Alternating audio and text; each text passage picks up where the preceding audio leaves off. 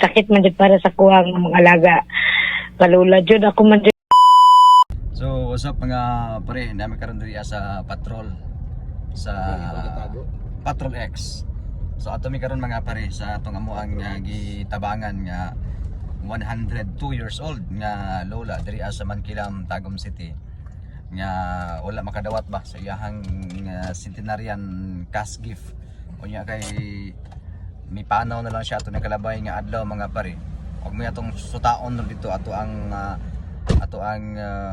tanawon ba ang ilahang sitwasyon dito aron usab mga pare ato ang mapaabot no ang ilahang concern, although ato na ning ipaabot nilang concern ngadto sa hingtungdan sa CSWDO o sa OSCA Tagum, pero wa pay feedback ang DSWD kon ang NCEC sa nasyonal mga katropa kung maka o qualified ba si Nanay Dominga Paz Moralde sa Centenarian Act nga kining dunay cash gift nga nagatidad og 100,000 pesos kung mopatong og usa ka gatos anyos ang usa ka tawo diri sa nasod Pilipinas. So paingon ta sa iyahang lokasyon mga pare sa Haya sa Maong Tiguang.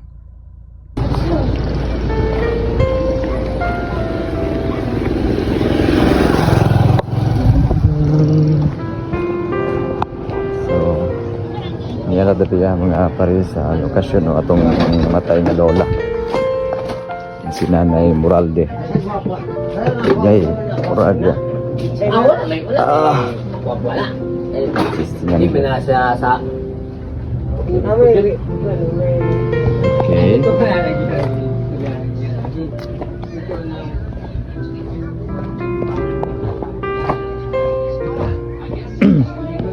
So nanas, haya na si Nanay Moralde.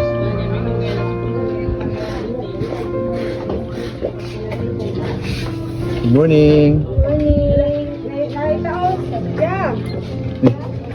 Ano yung papa? Ha? Ayun, papa. Opo. Dayon ko ha. Oo.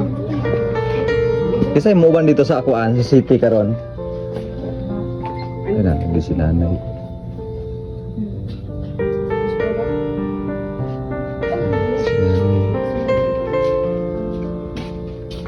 Mararag na tuwang si Nanay.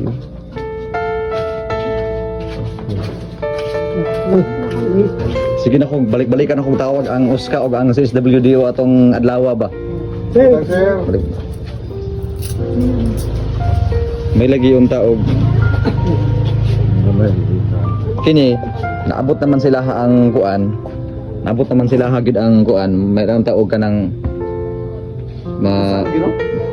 Panawagan na lang tako nga og ihatag man gani na ihatag na lang tinakay. Silula pud na ako sa buhi panagandam gyud siya na. Pero kami good, kami ako man jud sakit man jud para sa kuwang mga alaga. Kalula jud ako man jud nagalaga siya. Dili jud lalim kanang kuan bitaw nga. Kanang nagkuan siya, nagdahom siya niya. Kanang wala ko bitaw siya nakadawat, matay na lang siya.